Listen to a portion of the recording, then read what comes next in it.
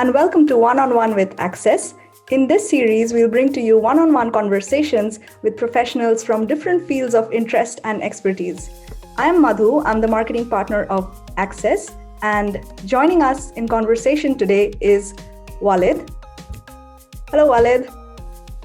So, Walid is a pitching coach and a mentor for entrepreneurs and startups. He has also written a book called Pitching for Life, which you guys can check out if you want. And he comes from a background in entrepreneurship, sales, education. Am I right on that? Hospitality too.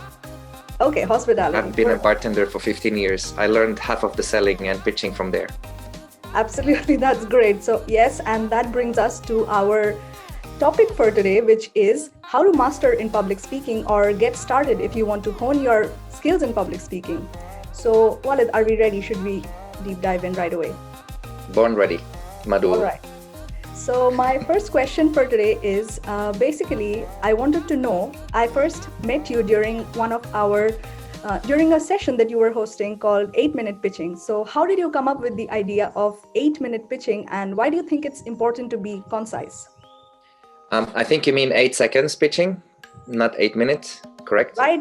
Yes, 8 seconds Right, pitching. Yes. No, not concise with 8 minutes, 8 seconds. When it comes to pitching or talking to people, the first challenge you need to go against, like the audience, is to grab their attention.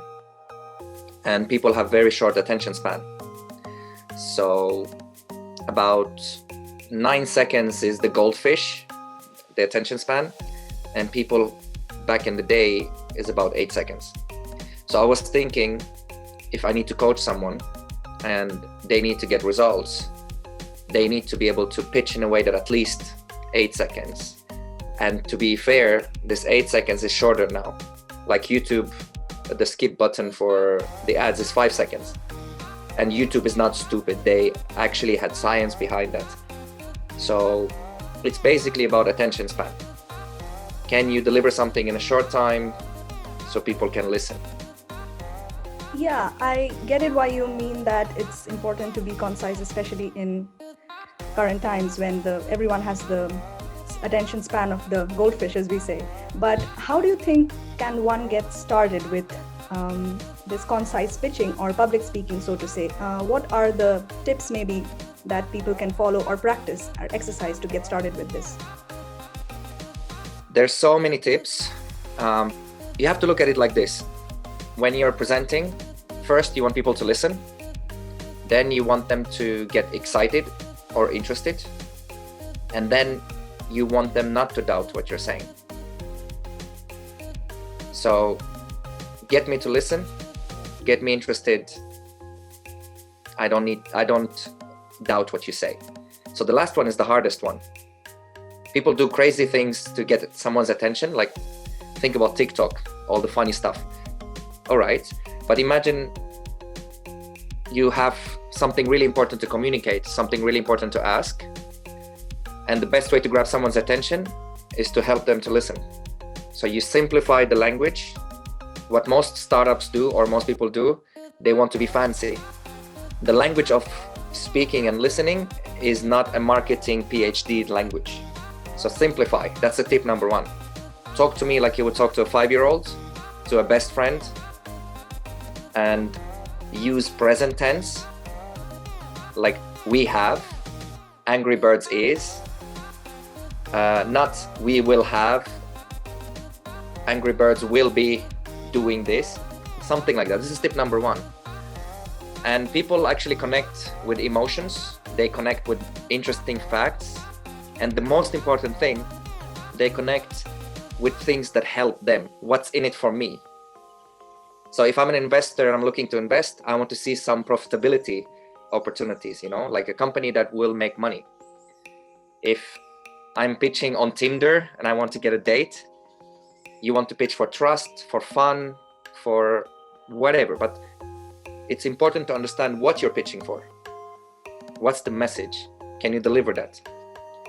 And soothing doubt, like the last one, I think, is about quality and quantity of arguments.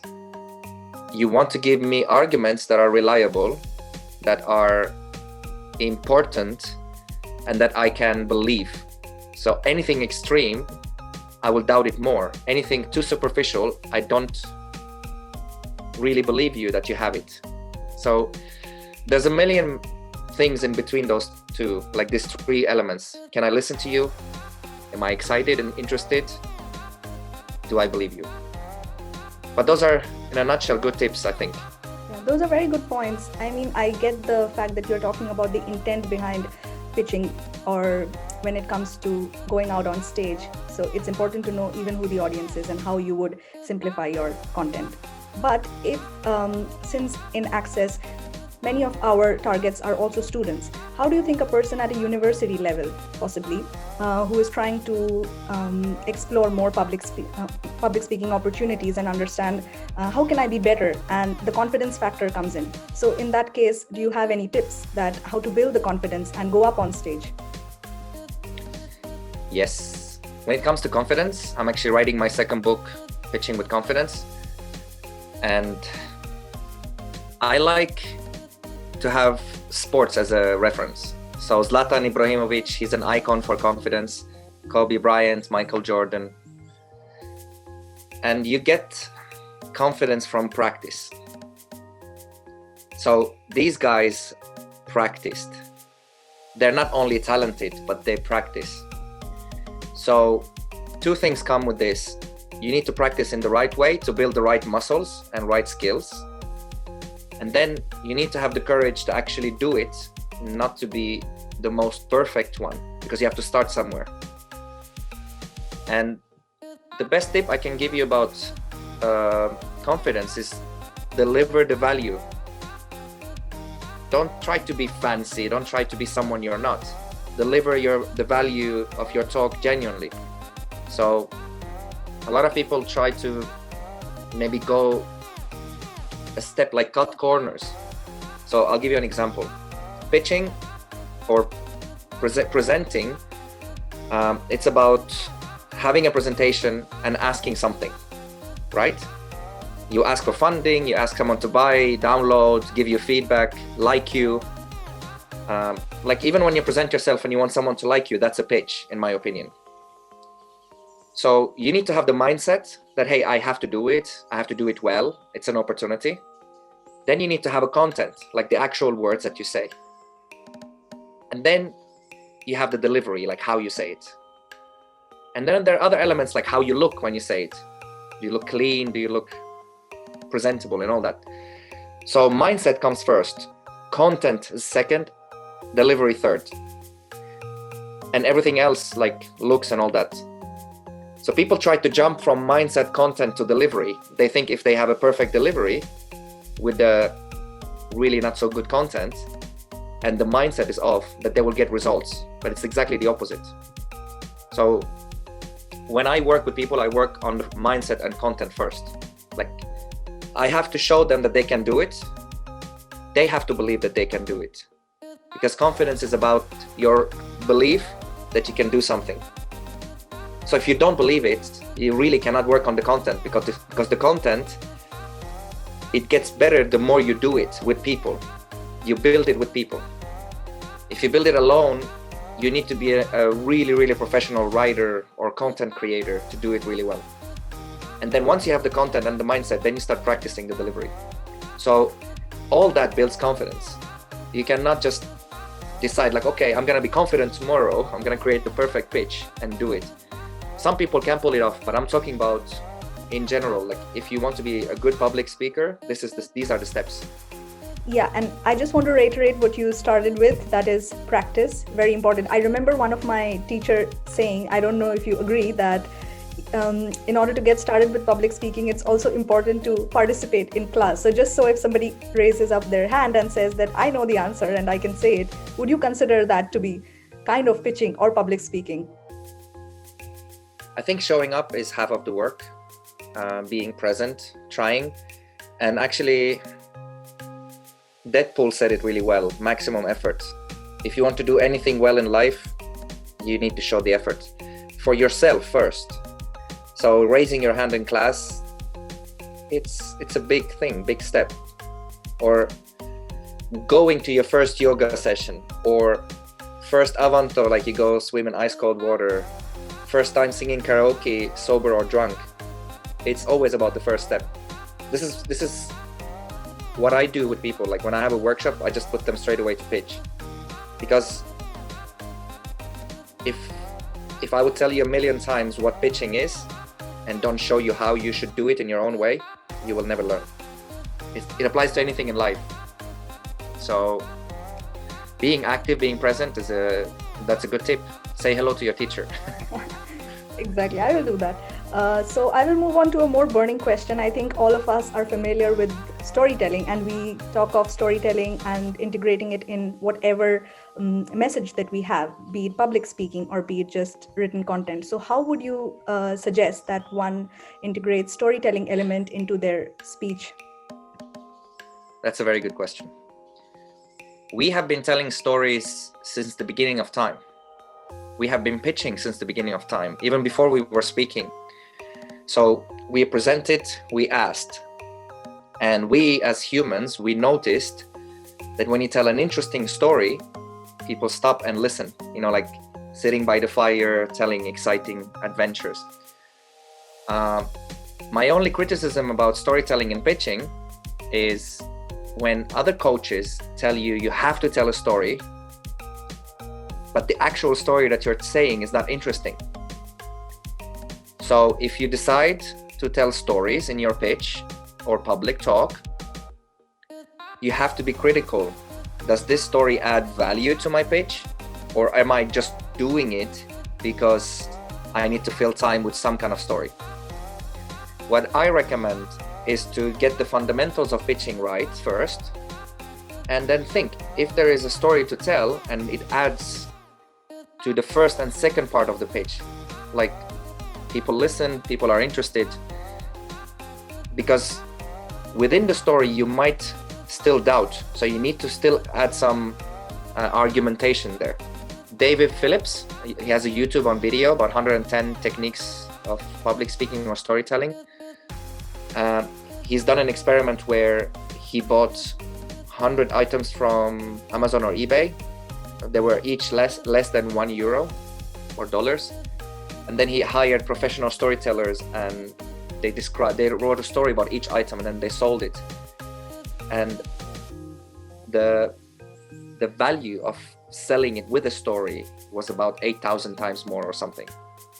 A big percentage increase. So just watch the video and understand the importance of storytelling done right, in the right place and in the right context. Otherwise, don't use it. And not everybody is a good storyteller. So if you deliver the story in a boring way, it's better just to tell me the pitch, tell me the content of your public talk. Don't try to spice it up.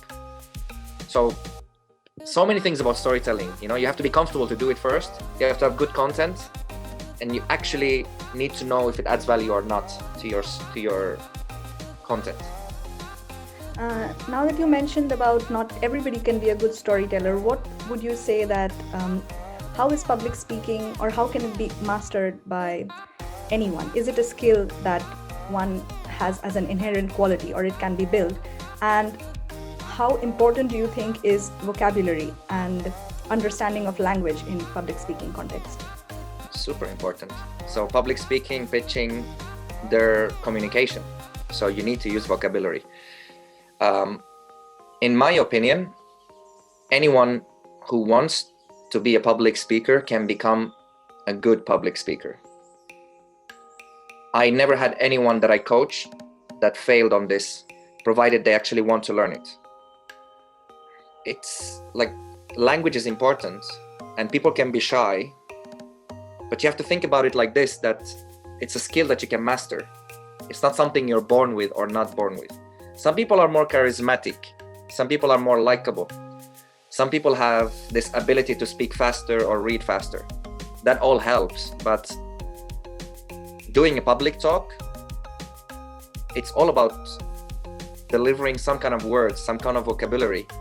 And if you want to connect more with audience, you add some emotion, you add some tips, like sharing your vision, some enthusiasm, and there are tips that you can learn. So it's just how badly do you want it. and how good you want to be. So not everybody has to be the Michael Jordan of public speaking.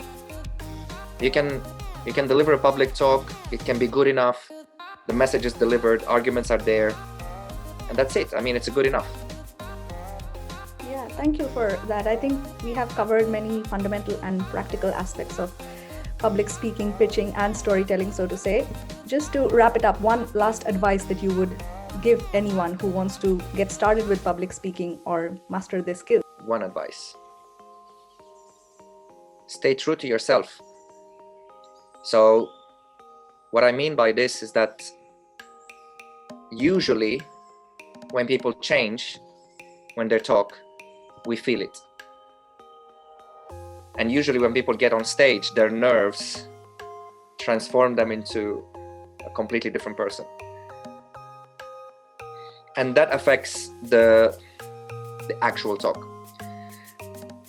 I have met the guy who created Flappy Bird. He had a standing ovation in a Rovio conference. And he wasn't the best communicator. He wasn't the most famous person out of the speakers. He didn't speak English better than anyone else, but he had a good story to tell, good message. He struggled, he was sweating, he was human, he was himself, and people loved it. And when I met him in Vietnam and we had lunch and I asked him about that, I told him what made you do it? And he was like, I wanted to help. I wanted people to know what I did and inspire someone, and it's so brave. He just stayed true to himself, to the message, and it was a standing ovation. People clapped for maybe a minute or two, and that was impressive. So it's the hardest thing to do, I think, to stay true to yourself. Yeah, definitely. And I think we can end with that on a positive note of staying true to oneself and inspiring others. So thank you, Walid. I think we can end it here. And great conversation. I will be adding all the resources that you mentioned in our video here. And that's the end. Thank you for joining. Thank you for having me.